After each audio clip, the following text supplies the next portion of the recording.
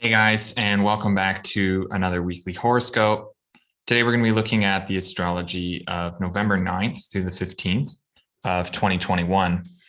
My name is David. I am your astrologer from HC Astrology. Thanks always for being here. Thanks for all your support, liking, commenting, subscribing, sharing these videos. It all means a lot. It goes a super long way. I just want to announce again that if you're looking to book a consultation with me before the year is up, just head over to my website and go over to the services page, and you can use my scheduler system to figure out when there's a time slot for you.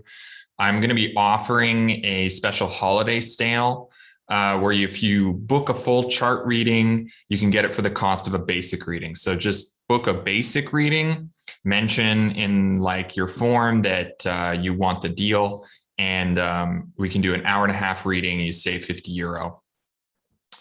Otherwise, I'm also planning to set up a Patreon account before the year is up. And through that, you'll be able to sign up for different tiers and get different benefits from those tiers. You can find ways of supporting the work I'm doing if you don't feel like getting a reading or something like that. And for those who sign up for like the higher tiers, you'll be getting like my monthly forecasts. So more information on that to come soon. But anyway, let's get into the astrology now. So this week, big things happening.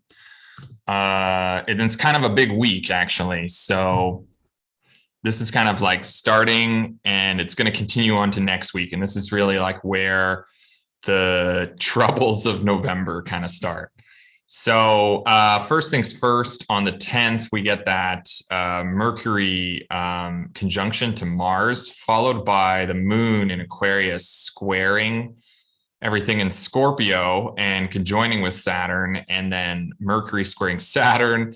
And then that leads into the next day. We got this Mars-Saturn square plus the moon. We get that first quarter moon. So kind of Wednesday into Thursday is pretty intense astrology, actually. It's probably some of the most intense astrology of the year. So we'll try and break that down. Some other things happening this week that maybe are a bit lighter, a little bit more buoyant, is when the moon goes into Pisces, we get that Sun-Neptune trine, which is nice. As well as the Venus sextile from the moon. And but then kind of the troubles continue with Mercury opposing Uranus. And then late at the end of the week, Sun is going to square Jupiter. So yeah, let's try and break it all down one thing at a time as usual. Also, for anyone who's joining my channel for the first time, just so you know, I'm reading the mundane transits. So these are like the background noise astrology going on. I'm reading it from Berlin, Germany. That's just where I'm situated. But you can kind of think about the astrology as a world clock. You can just adjust the time to wherever you are. The transits are going to be the same wherever you are. They just may happen at different times in your day. So that's kind of the only thing. Otherwise, just take in mind that this is the background astrology. It may not be applicable to you personally. It may have something to do with a very mundane thing in the world, or it may have to do with other people. So just keep that in mind as we go forward. So let's start the day. We're moving out from Monday, where there was that moon trine to Uranus, and and also the Mercury Venus sextile that occurred through Monday.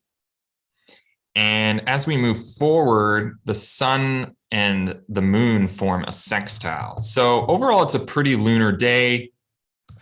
I like to think of it as a good day to feel on track with things on some level. It's good for feeling like even though things are a little confusing and uncertain right now, we're able to make some adjustments on the go, deal with what's happening as it is, and go with the flow for the most part until the end of the day, basically. So with that moon sextile to the sun, this has been kind of like riding in since Monday evening, especially when the moon entered Capricorn. And it's our first chance to see how things we begun last week during the new moon are going so far. And are they progressing or are they not? So yeah, and just so to reflect on it a bit, the moon's in Capricorn right now. So we're feeling like things need to be a bit more efficient, a little bit more goal oriented, and a little bit more realistic, sticking to a plan. Venus is also there, which the moon just connected to Venus. So some level we're feeling good about sticking to the system or the plan or the routine we're working on. So we're in a good headspace to see things a little bit more objectively, practice some discipline as it comes to tasks that require us to put our heads down a bit more just to do the work. We can assess without being too emotional what it is about the intentions that we've set last week, whether or not they're working or not. So now's a good time to kind of modify the plan a bit, to adjust things so that our circumstances feel a bit more balanced, a little bit more capable to take on our ambitions or desires as they exist in part of or in contrast to our environments. So this is going to be a day where we can prepare a little bit for some of the coming challenges, which will take place later in the week. Now is a good time to deal with some things before there's no space to deal with them later. So yeah, and that kind of flavors the day. And then we get the moon kind of translating that in a sextile to Neptune. So like a lot of Neptune transits, I don't really have so much to say about them. But because Neptune is playing this funny supportive role through the coming weeks, I think it's worth talking about them a little bit. So there's this interaction with fantasy and illusion on some level. And, the moon's translating that interaction with the sun and the plan of things, the ambitions, the desires, and into our fantasies. And so the moon is making this subtle yet harmonizing aspect with Neptune. And I would suspect that this could make for maybe some nicer, pleasurable weather on some level, or, that our headspace feels a little bit more dissolved and cloudy. We feel a bit more like, our fantasies are something that we're indulging in, that they're according to our plan on some level. We may not be totally straight-headed because it is a Neptune transit, but since the moon is still in Capricorn, it may be that whatever is appearing to be confusing or foggy, we may just ignore it kind of entirely, which could be a good thing in terms of attempting to get some work done. Still, it could also be that we're not really seeing something clearly right now, and that perhaps somewhere through the fog, if we use the metaphor or the analogy of a ship at sea, there could be some rocks on the other side to some silent water. So that's something to keep in mind as the moon, and we go forward through the day and the moon conjoins with Pluto. So we're connecting again with this old chestnut, that deep and dark quality that's been unearthing over the last weeks when we saw those squares to Pluto from Libra. And it's not like we haven't had a lunar conjunction to Pluto before. Pluto has been in Capricorn for a million years. But this is kind of the first time in this year that the moon's conjoined with Pluto since everything left Libra last week. So thinking on the moon's function as a reflector, it's a luminary, but doesn't have its own natural source of light. It reflects the light of the sun. This may be us kind of integrating again these topics of fear, panic, power, and intensity that are associated with Pluto. And that may be kind of an infector on some level that have been turning some molehills recently into some mountains on some level. It may also be that there's something kind of secret or pent up that hasn't had an opportunity to release yet. And now we're kind of feeling that again, feeling it maybe more directly. The moon's making a bodily union with Pluto. So it's like we're really entrenched in it somehow. And there's more capacity to reflect a little bit more objectively, because it's a Capricorn, on what that Pluto, that this Pluto point is pointing to in our charts. So if you know your chart, you know where Pluto is in your chart transiting right now, it could be that, there's something that wants to release or purge on some level there. Remember, too, that this is going to be the point where Venus is going to station retrograde in December, as well as where Mercury will station direct from a retrograde that starts in Aquarius in February. So there's something particularly kind of poignant about this point in space in the chart, something that needs to be gone over again, re-related to and re-related to again, reharmonized and diffused again, and rethought of and re-questioned again later on. So I see this conjunction of the moon with Pluto during this lunar transit as like the second last time we're going to have the opportunity to reflect on and nourish this particular part of our lives that's been festering on some level.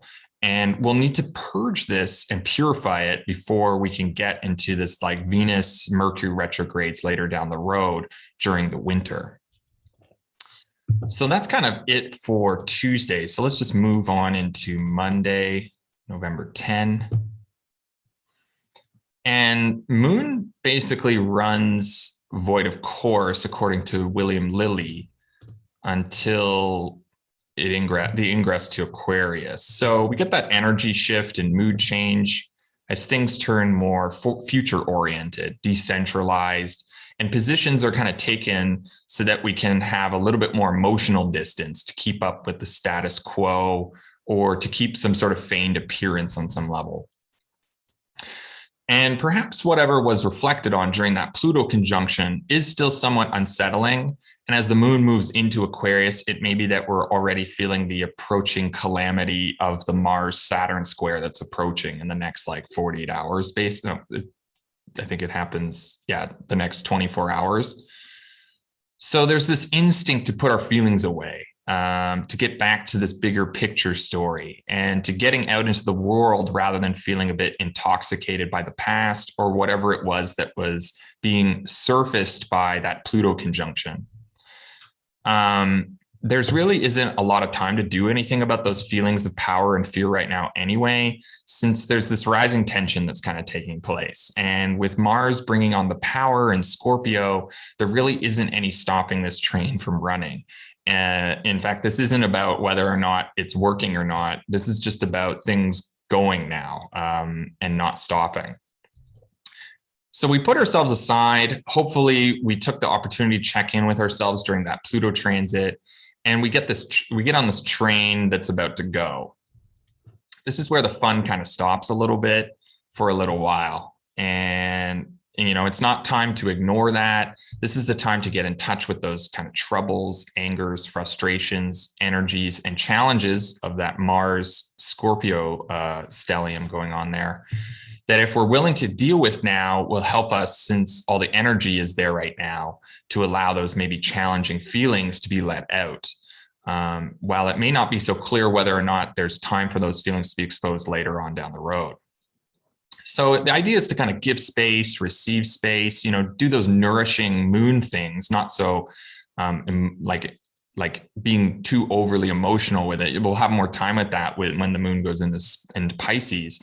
But now it's like time to act in that kind of nourishing, more reflecting way that the moon works. So give space, receive space, allow things to just happen. And that kind of means, take care of your side of the street, really. Take the necessary precautions, of course, don't get hung up, but just don't get hung up on the chaos of others, so to speak. And make sure that you have the space to be present for yourself and for others in a capacity that doesn't really add to the chaos and calamity, if there's any going on with you right now. So, and then basically we go forward. And then first thing that happens is the Mercury Mars conjunction perfects. So this doesn't happen very long after the moon enters Aquarius. So the moon entering Aquarius really triggers and set things off.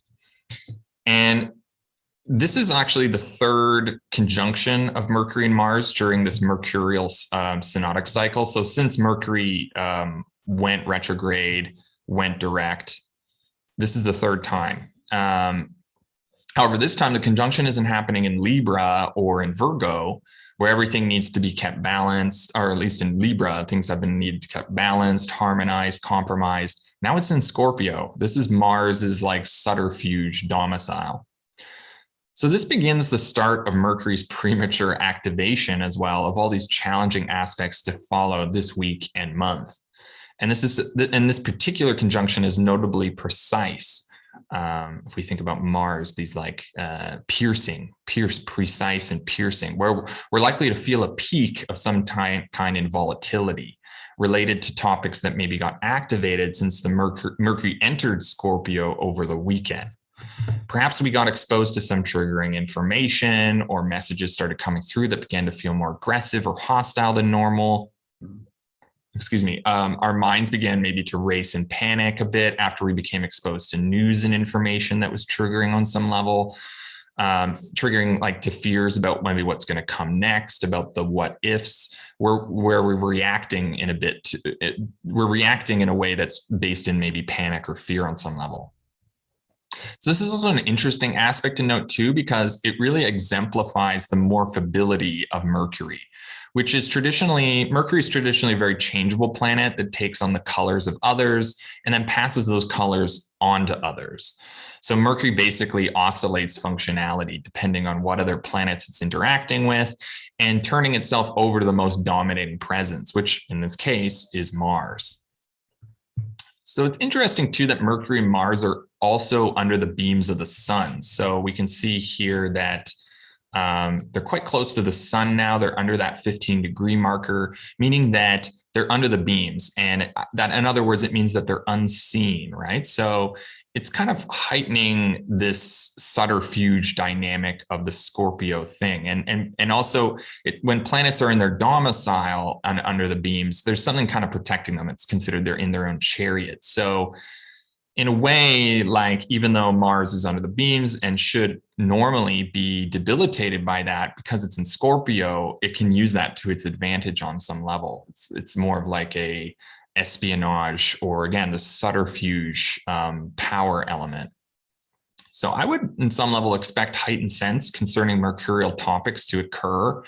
Exchanges, words, currencies, travels, messages, information, and all forms of measuring and comparing are about to kind of catalyze and go, a bit nitros for a little while. There's also this potential here for reactionary and inflammatory thinking in words. This is very much writing out that aggressive essay text to prove your point or to use your language to cause harm out of a provocative reactionary rage of some kind. So it's best to try and check in with oneself at this time, because literally as soon as Mercury gets behind the wheel, so to speak, blasts the nitros and steps into top gear, it's going to be coming into a big hard wall or border crossing or customs guard that are forcing this speedy planet to slow down, because they're even though they're not exactly within the minute to square Saturn, they're within that degree range of squaring Saturn, right? So Mercury is just amplifying the situation. It's taking on that severe quality of Mars, becoming more malefic, taking the context to a new high of suddenly occurring and potentially disruptive events. So you can expect impatience and circumstances on par to like a Mercury retrograde, and to expect snafus to maybe travel, communication, commerce, and any modes of exchange that are becoming inflamed. And that square to Saturn is kind of like there's this impulse to do something, to act very impulsively even, but then it can kind of get shut down. And the moon is in there too, right? And if we kind of go forward a little bit, and we see that the moon first will perfect the square to Mars, then to Mercury, and then it will conjoin with Saturn. So, the moon's just like highlighting that these are very significant events taking place, that this is very significant astrology. Usually if the moon's involved too, we're seeing that something really is going on a personal and a more emotional, a more reflective, a more common space element. The moon sometimes thought of as the city or the common people. So there's something very like about things that are taking place in the world that are being involved in this. So this is likely one of the most tough days for the moon of the year. And yeah, just reflecting again on other things that the moon represents, like emotions, caretaking and nourishment, the body and health, mothers, the people, the common people, like I said, the cities, the mind, materiality, memories of the past even. So memory and maybe things from the past are getting inflicted on, and also the environment. So these are all getting dominated right now by this mercurial Martian overdrive. And then, Mercury then will perfect its square to Saturn. And so we're learning like what this big Mars Saturn square that perfects tomorrow is all about. But really, we're going to be feeling this all through Wednesday, which basically begins as soon as the moon entered Aquarius, like I said. So this is the kind of the, if we did act impulsively, this could be the consequences to that impulse, which happened not long after it. Like if I go back a little bit here, when did, they conjoined only a couple hours before. So, if something was said or something was did that acted on those impulses, this is the consequences to that take place not long after.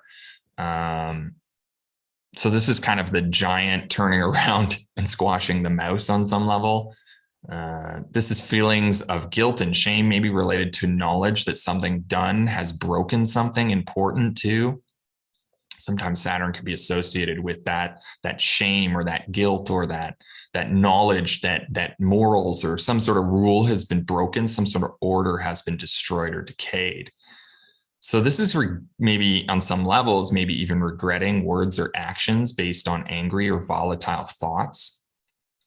And I think like the advice here is like, whatever you think you need to say or do that is coming up from anger, first consider giving yourself a break, sleeping on it, maybe contemplating it the next day or two even, and then see if you still want to send that message, say the words, voice the opinion, break the dam, or get involved in an already contestable circumstance that we may not totally comprehend entirely. And, things are kind of going fast, prodded by an aggressive and dangerous Mars in Scorpio. And now things are being forced to stop from Saturn. They're forced to be hitting a red light to come face to face, in fact, with the limitations or boundaries of a hardship of some kind that cannot be passed or pushed through. It's like the boulder in the river. Consider Saturnian significations too of loss and decay, seriousness and consequence, order and control, the ostracized and the controversial, the durational and decentralized. These are tropes. These tropes are constricting the situation that Mercury is speedballing its way into right now. Basically, expect a hard stop or a profound boundary of some kind, a boundary that, if crossed, may come with severe consequences or judgments later, right? Sometimes when we cross a line, things really change. We can't go back. So that's something to consider this. And this is like the hard, maybe no, we didn't necessarily want to hear or give. Remember, you could be also the one who's in the role of Saturn yourself or in the role of Mercury. It doesn't necessarily mean you or any, remember, we're reading the mundane transits here, which means it's a general reading of the overarching archetypes. Sometimes they are about us specifically, sometimes not at all. Sometimes we're playing the role we don't want to play. Sometimes we are the role that faces the most challenging outcome. This is why astrology is such a powerful tool, so that we can realize what role is being played around us, to step back for a moment and before allowing those roles to control us or grab us, as it is in Indian astrology. They thought of the planets as graha, or grabbers, right? So sometimes these archetypes can grab us if we're not conscious of them. So I'm going to continue to talk more about these themes going on, because this just continues through the next couple of days. But basically, we can move on into Thursday. Thursday opens, you can see, we're moving into Thursday, but really this is like extending from Wednesday. When we get that first quarter moon as well. So first I'm going to talk about the first quarter moon a bit, and then I'm going to backtrack and talk a little bit more about that Mars square to Saturn. So we go through the day, and already, there's that Martian, Saturnian piercing of the boundary conflict that's going on. And then we get that first quarter moon, right? And it's coupled to that Mercury-Mars conjunction, squaring Saturn. So these are all things that are combining right now.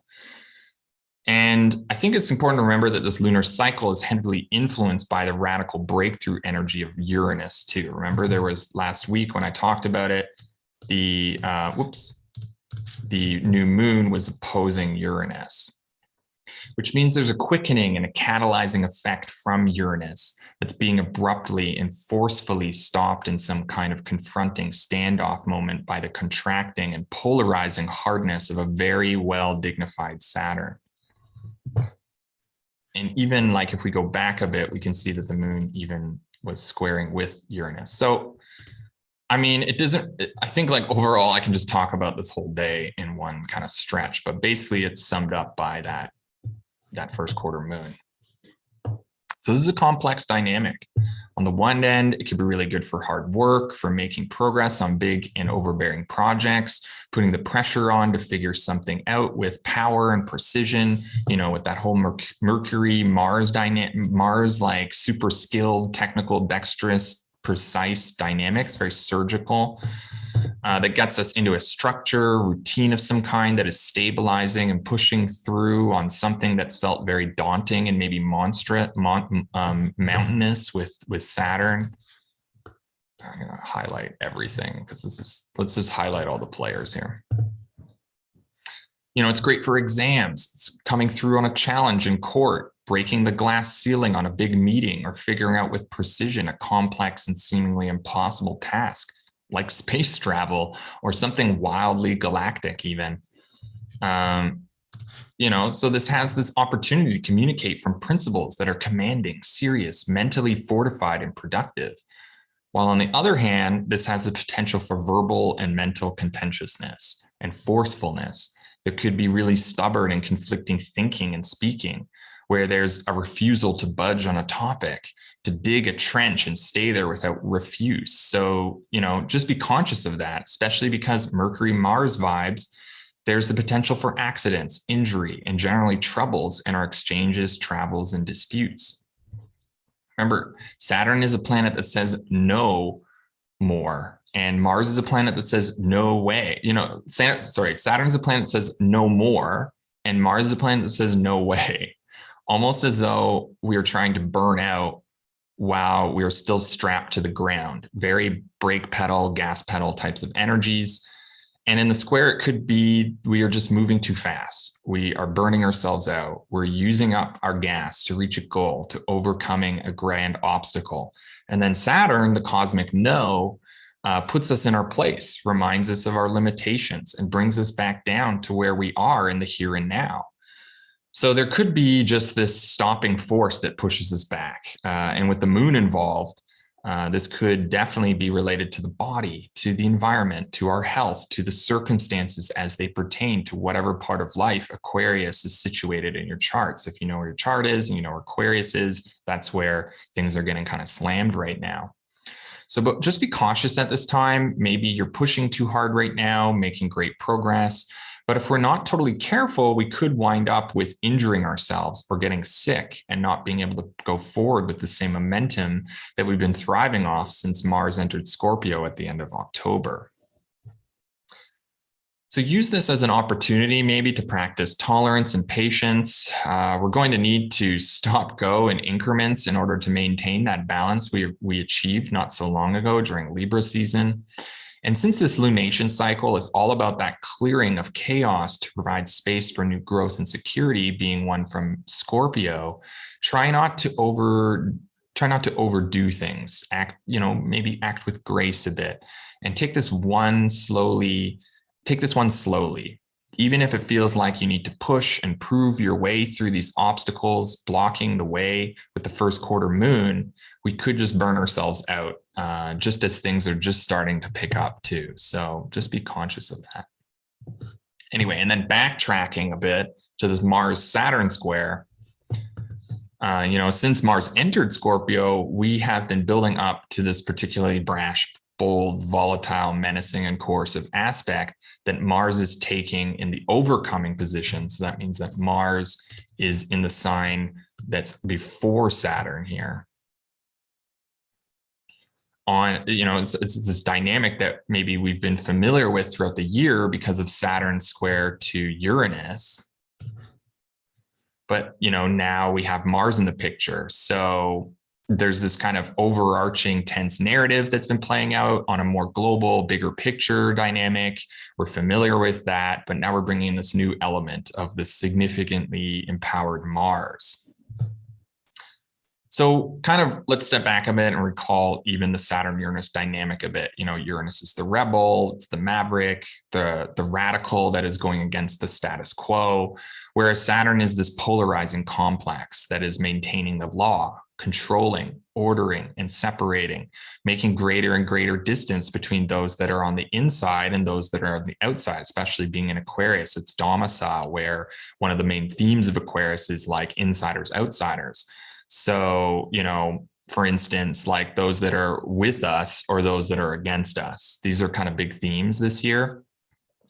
So this has been the building tension throughout the year. And now with Mars coming in from the flank, like it's coming in from the side, like if Saturn is really paying attention and looking here, this is coming in from the flank where it's not really watching its back, so to speak. And remember, Mars is empowered in its subterfuge sign of Scorpio, plus it's under the beams. It's unseen, right? So yeah, Mars coming in from the flank.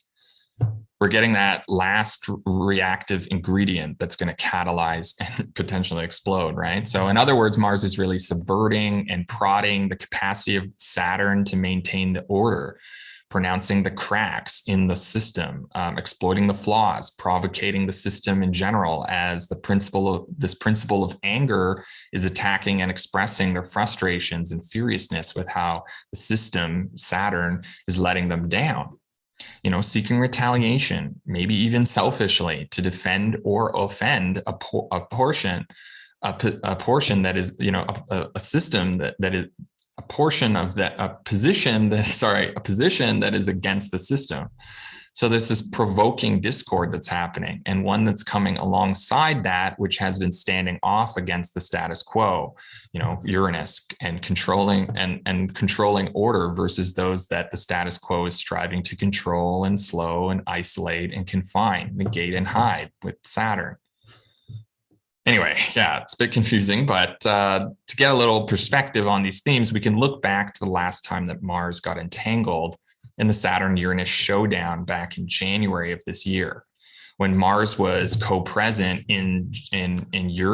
with Uranus in Taurus, during which time, that was at the same time that Donald Trump was being impeached for the second time on the charge of incitement of the insurrection following the storming of the Capitol 1 week prior, when Mars entered Taurus.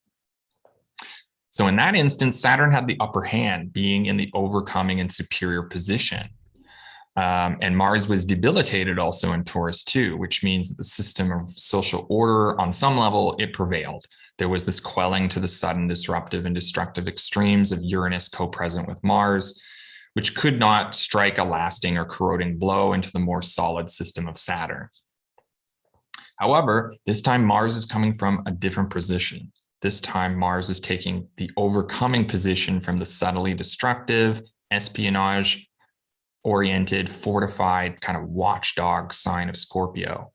This time Mars is in a position to strike in a manner that could prove detrimental to a preoccupied Saturn. This is exactly like getting attacked from the flank, is what I mean.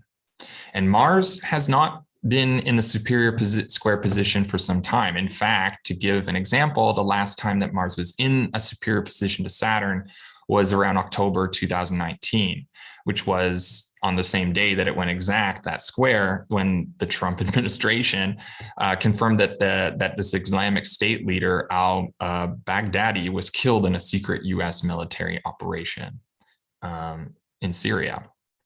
So needless to say, there was something specifically insidious and confidential about Mars taking that position on Saturn.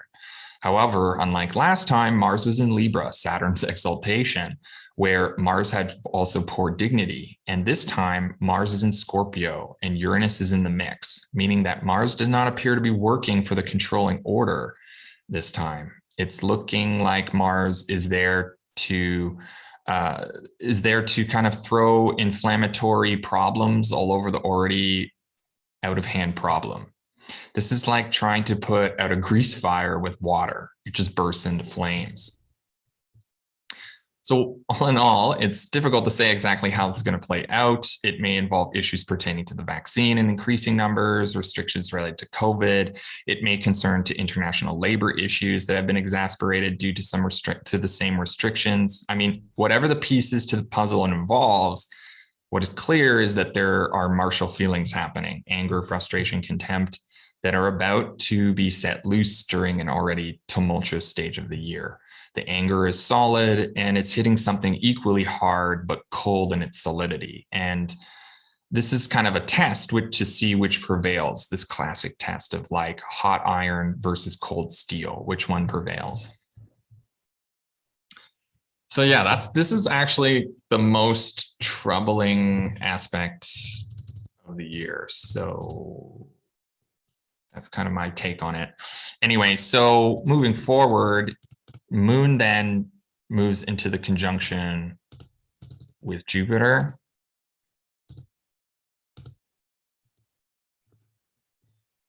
So, you know, in contrast to kind of the rest of the last 48 hours or 24 hours, the day finishes with the moon conjoining with Jupiter, leading us into kind of an unsettling feeling of optimism, leading us into Saturday. That are leading us into the next day. Somehow this feels like a connection to the benevolence of the order right now, the sense that perhaps what's happening is happening for a reason, and that perhaps if there's a sustaining of order continuing, that it continues with the desire to unify, integrate, and grow beyond what has not been working as it relates to the Aquarian world order of things. This is the calm after the storm to reflect, especially once the moon enters Pisces the following morning.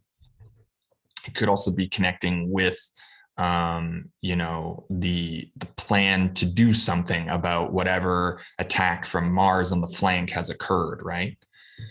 This could also be connecting again with those Jupiterian attributes of faith, optimism, affirmations and cohesion, and order and shape to the bigger picture of things, to this Aquarian moment in time, which after the last 24, 48 hours has suddenly felt kind of questionable, fragile, and contestable. And after all those topics came up that are contestable, and that the plan as it's been going is not necessarily working for everyone, that things are going to have to change to include a more collective whole.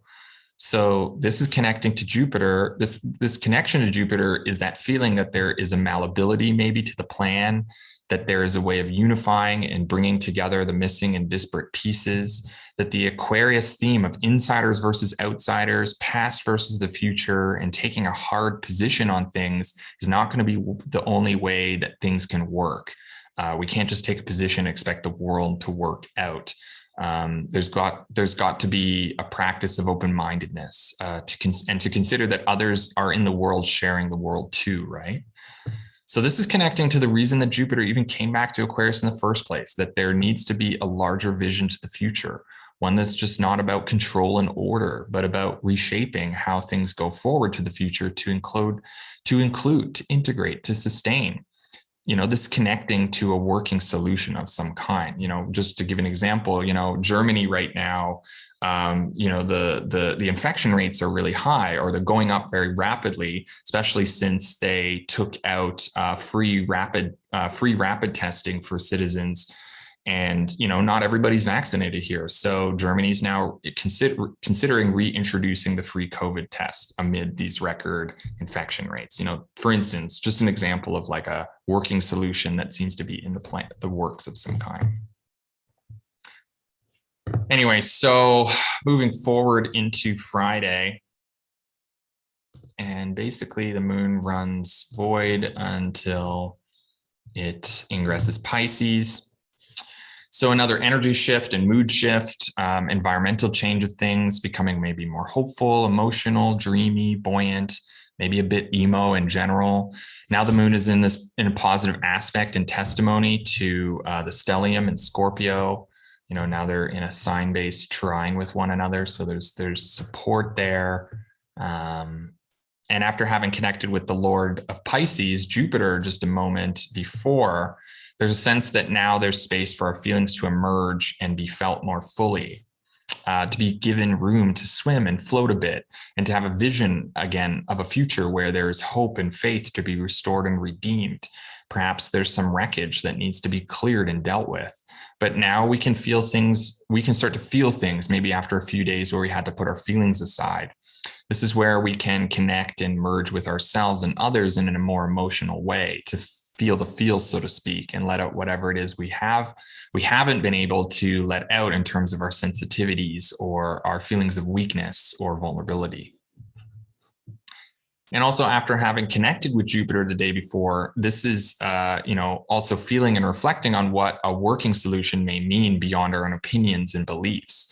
That we do live in a world full of others, full of life, that we share space with, and that in order for this whole thing to work, we're going to have to do it together with compassion. This, to me, suggests dissolving or reconciliation of some sort with this Scorpio stellium and part of life that is maybe frustrated and overbearing right now. This is seeing that even those who express anger are still humans with feelings and circumstances of their own. So another thing to point out, as the moon enters Pisces, it's going to square the nodes. So I thought I'd just kind of briefly talk about that, because we're entering eclipse season. And I think on some level, this is kind of feeling that things are increasing. There's more information, things are amplifying, there's stimulation and worldly issues that are maybe entangling things a bit. And we are seeing that changes are happening, that they are inevitably changing. And as the moon is increasing in light and approaching the nodes, preparing to form an eclipse next week, this is us reflecting on what's happened and coming to feel the effects of how things are about to change. Regardless of if we understand them or want them, things are going to be changing. And since we're approaching a lunar eclipse, it's changing in terms of a door closing of some kind. The circumstances are changing, and the fortune of things are changing. The fate of things are changing. I'm taking on maybe a more onanistic attribution.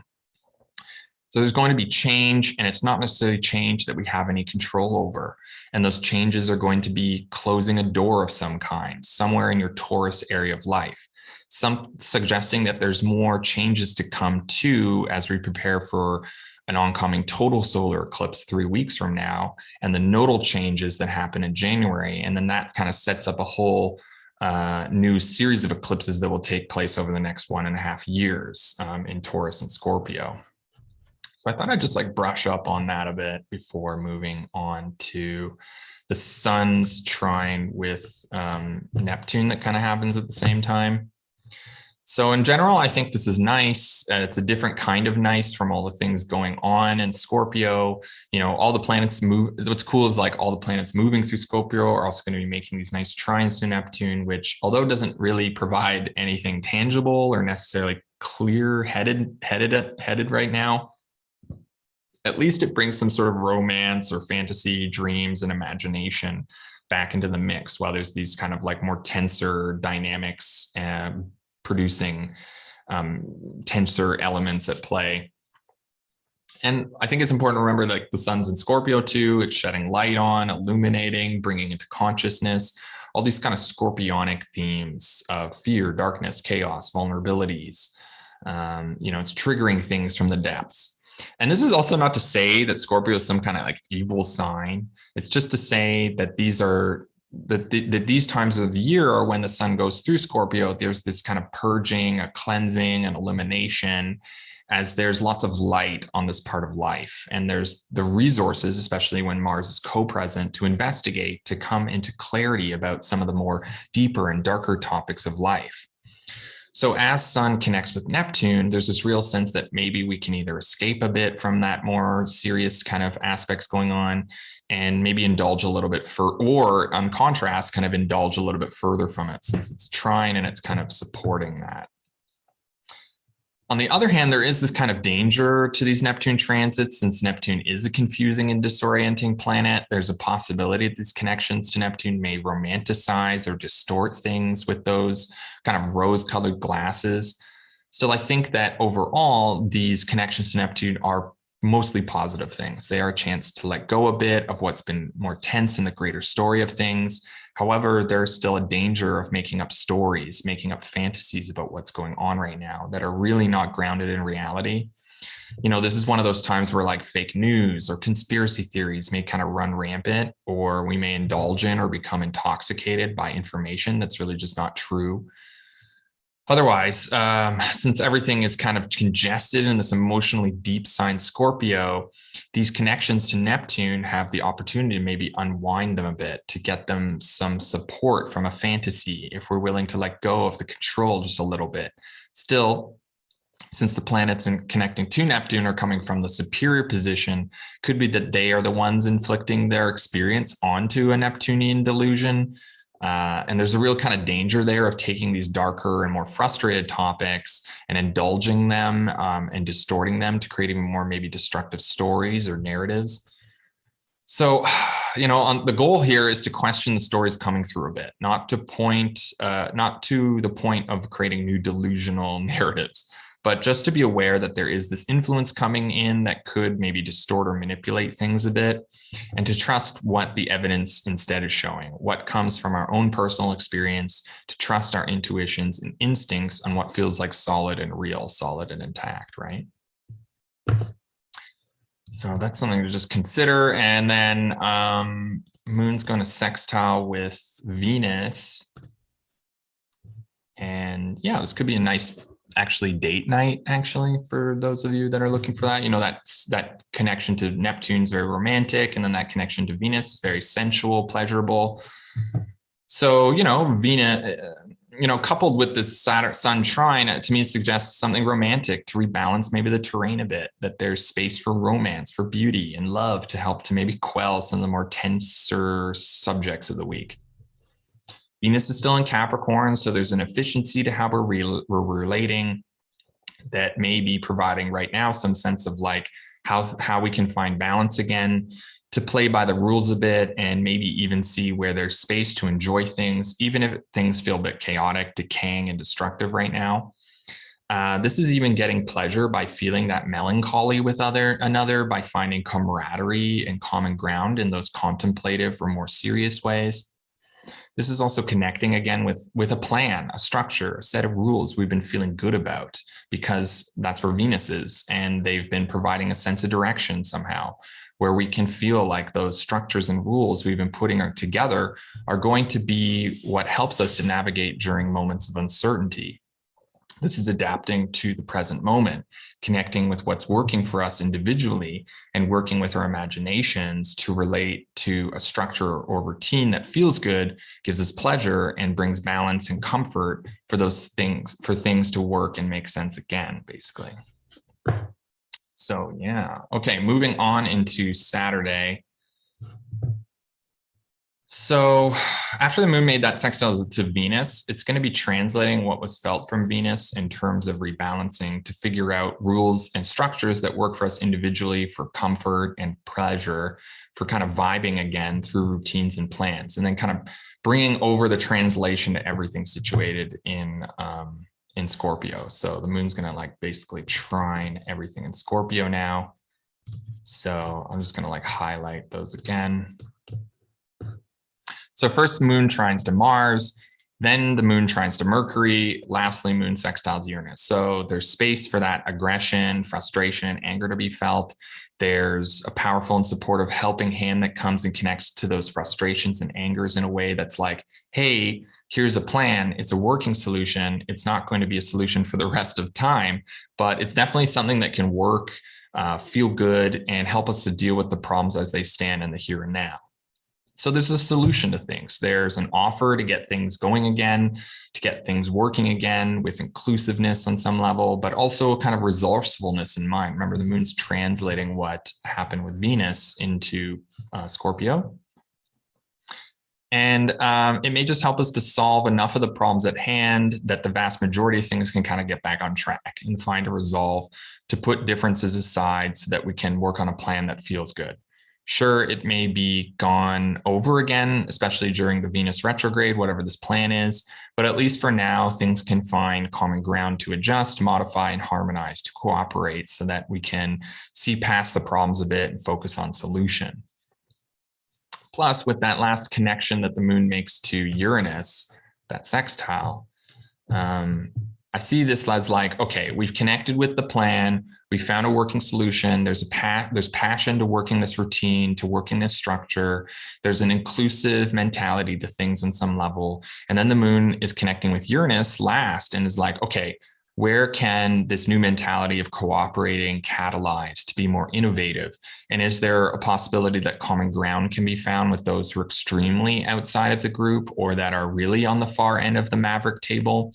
Because, let's be honest, there's going to be those that any plan that is come up with is not going to work for them. There's just so many people in the world with different circumstances, beliefs, and perspectives that any plan, no matter how inclusive, is never going to fully consider all the pieces to the puzzle.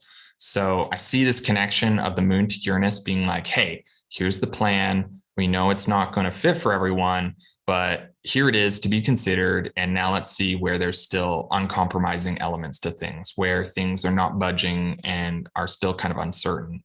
And this is kind of putting the plan to the test a little bit without disrupting things too aggressively. Like it's just the moon, it's going to be a passing transit, and it's also a sextile, so it's harmonizing. And perhaps this inspires someone on some level now enough to come up with an even more revolutionary solution further down the road. It could be like this inspiring moment for someone out there to innovate for the future. All right, and then moving on to the next kind of complex aspect going on. Moon keeps going as it approaches the conjunction to Neptune, but then Mercury perfects the opposition to Uranus. So, all right, the ratcheting continues, the torquing up of things continues, tweaking things out maybe, and after the high octane refusal that maybe occurred the other day, earlier in the week, this may be this kind of erratic catalyst that takes things to maybe a highly irrational energy that's been kind of pent up. And there's been attempts to control it, but now it's just kind of spilling over, maybe bubbling over, breaking away. And in a way, this doesn't necessarily have to happen exactly when Mercury makes the opposition. It could happen already. It's just like this is when the aspect goes exact. So that's why I'm talking about it now. And even though the moon is now translating supportive and nourishing testimonies from Pisces to Scorpio, I think it's important to understand that even though we can feel the feels, dig deep, go into emotions and reflect, it may be that we come up with something that we didn't expect. We may learn something that is disruptive and disturbing that may spin things around. That's what Uranus is doing, and Mercury's that thinking attribution. So, or that wanting to figure things out, and then it's like digging in Scorpio, and then it, what does it hit? It hits Uranus. So we could dig deep. And we can keep digging, go into emotions and reflect. It may be that we come up with something we didn't expect, like I said. And maybe if we just keep digging and digging, looking for gold, but then we find something radioactive or corrosive. So don't be surprised about that, because it is Uranus. Uranus is always a bit of a wild card, and it's occupying the bottom of the well. So, what's in there? Who knows? It's like, I like to think of it as like that treasure chest in Mario with the question mark. And it's like, who knows what's in it? And that's kind of Uranus at the bottom there. So kind of expect extremes to begin to take place, the highs and lows of impatience and uncompromising exchanges in currencies. You could see things in the market getting fluctuating, there's uncertainty and contrariety influences motives right now to thoughts and exchanges that in this moment are that may impulse us to take actions that are just unwinding suddenly and provocatively.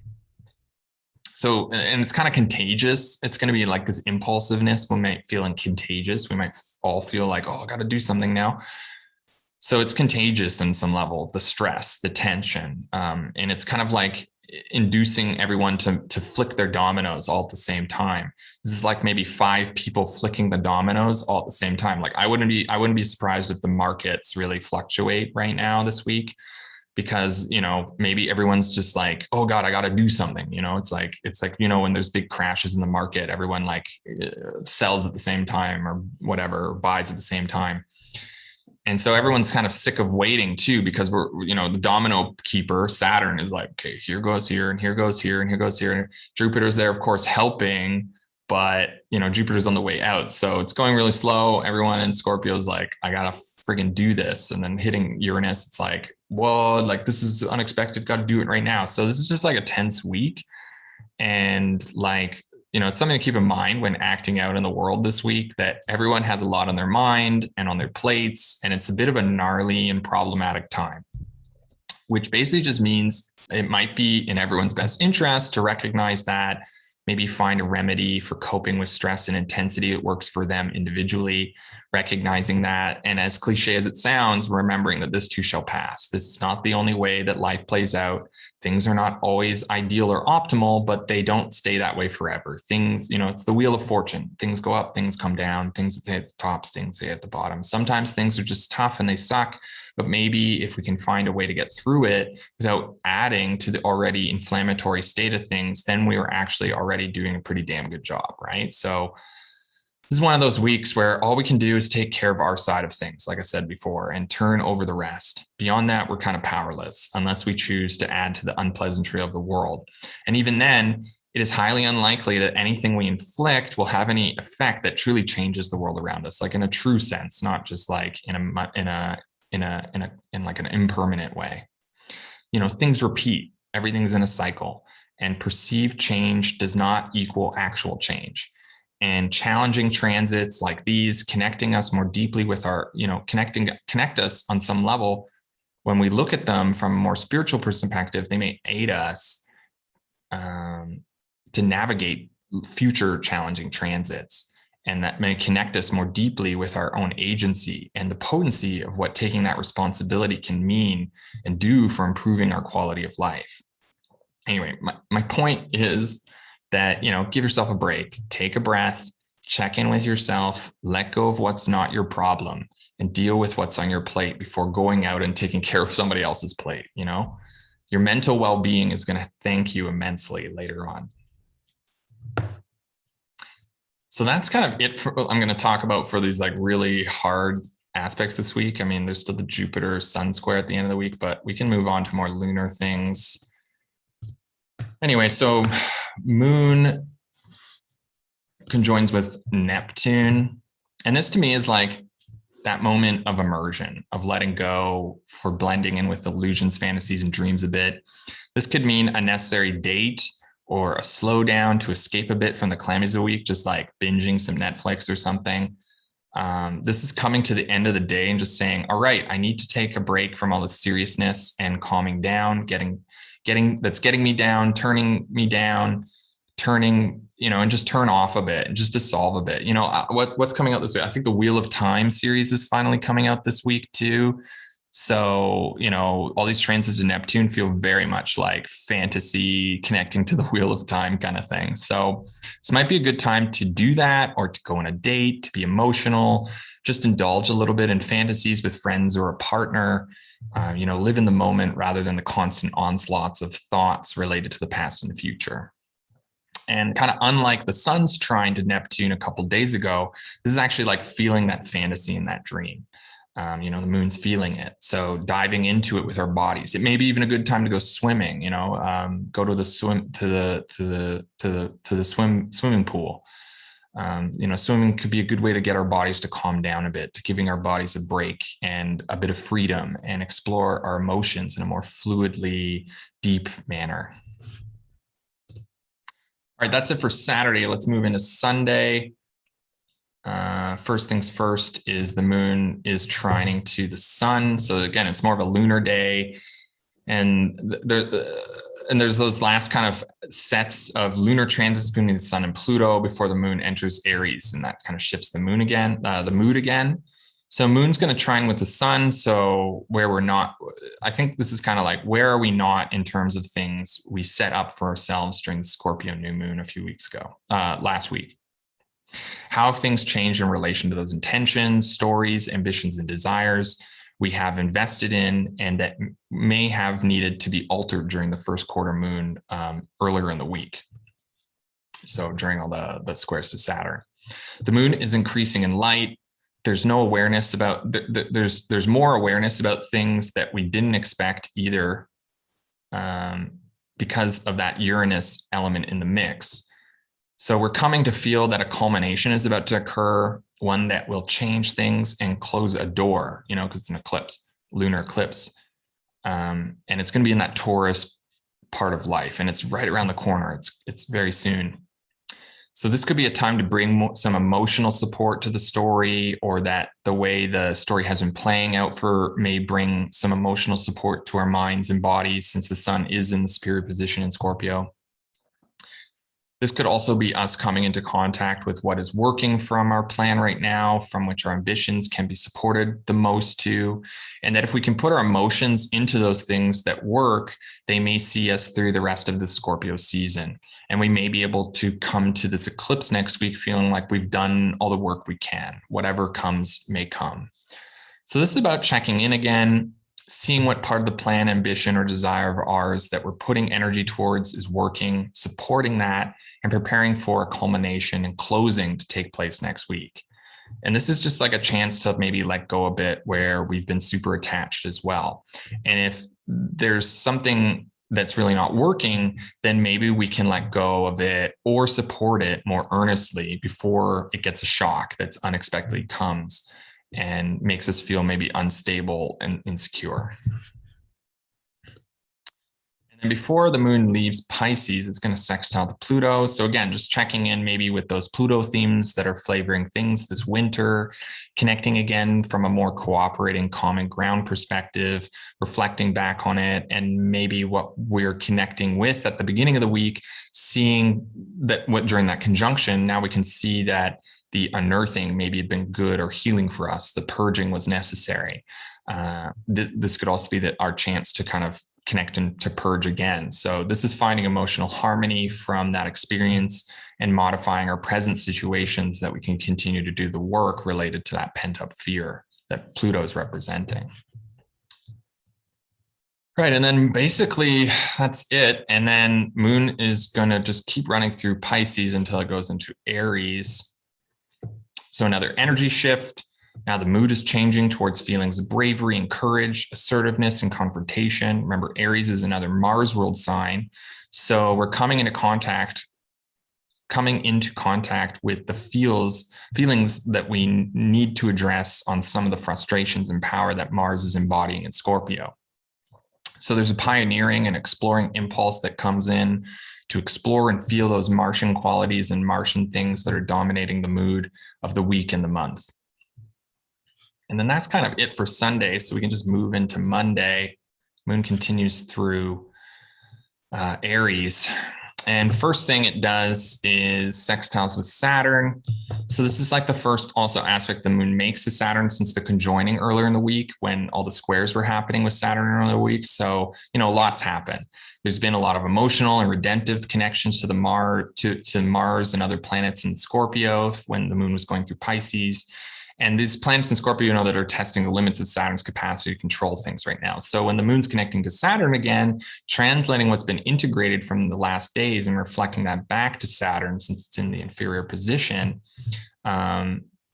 it's making an attempt to find common ground, to share with Saturn what has been learned in an attempt to temper things, to adapt to things, to provide a reflective surface on which Saturn can play out what is being thought of in terms of a plan, a strategy, a structure, a system that can hopefully work for those who are really like frustrated, maybe angry or pushing or prodding from Scorpio. And the Mars is again, moon's again, it's in a Mars ruled sign now. So this is also the moon translating to Saturn that this is the way that people maybe are feeling. This is what the circumstances of others are right now. And here's what has happened outside of the cool and orderly structures of the status quo. Can you understand that? Can you accept that? Can you find common ground? These are like the questions being asked. And then moon's going to square with Venus, and on some level this is kind of like admitting and feeling that this has not been an entirely peaceful or balanced week. Venus is still in Capricorn, attempting to feel good about rules and routines, structures and plans. So with the moon squaring Venus, there's this sense that maybe what we're feeling right now is that we don't want to feel good about some plan, that the plan is a bit exhausting, or that it takes a lot of work to get pleasure from this plan. The moon is in Aries, where it wants to take action, be impulsive, is Mars ruled. And, Mars is also empowered and dominating in Scorpio, desiring to inflict those impulses on the system of things. So Venus being in Capricorn, which is Saturn ruled, is like, okay, here's the best way things are going to work. And if we can just slow down a bit, then we're going to be feeling good again. And the moon is like, well, this is taking too long. This is too slow. This is too boring. And I want things now. I want to feel good now. And I want things to work now. So there's this conflict of interest here. On the one end, to bring harmony to relationships and to finding peace again, we have to slow down. We have to stick to the plan. While on the other end, what we're feeling and where our emotions are kind of demanding some recklessness, some impulse, some excitement, some danger, some immediate and gratifying changes to occur. So when I look at this, I do see some trouble, but I also see that Venus is in the superior position, which, means that for the time being, things can slow down again. There's space to bring things back a bit, to stick to the plan. Still, it's clear that not necessarily working, this plan is entirely working for everyone. And at some point, this strategy is going to need to be gone back over and figured out so that balance can be restored again. And I think that's really going to happen later during the Venus retrograde next month. But, Moon's going to square and oppose Venus later this lunation too. So we're just going to be getting more of that sense that maybe the slowness of things and to get the pleasure from that slowness is challenging. And maybe we want more from that. All right. And then kind of closing up the week, the sun perfects a square to Jupiter. Oops, that's Saturn. And, it's dynamic, yet it's optimistic on some level. So it is growth-inducing push. It's a growth-inducing push forward that, is energizing because it's using gas to achieve something great, maybe even noble. So I see this, even though it's a square, it is relieving on some level. It's victorious, it's overcoming, it's encouraging, almost like, that coach who wants you to do better at sports. And it's kind of egging you on. It's like, come on, keep going, keep going. So it's like, go forward, work a little harder, see your achievements come into grasp, maybe be held, especially after that big stop that occurred the other day with the first quarter moon. The sun square to Jupiter does feel a bit more like heroic. And even like we are able to find a bit of faith-inducing reconnection with authority on some level.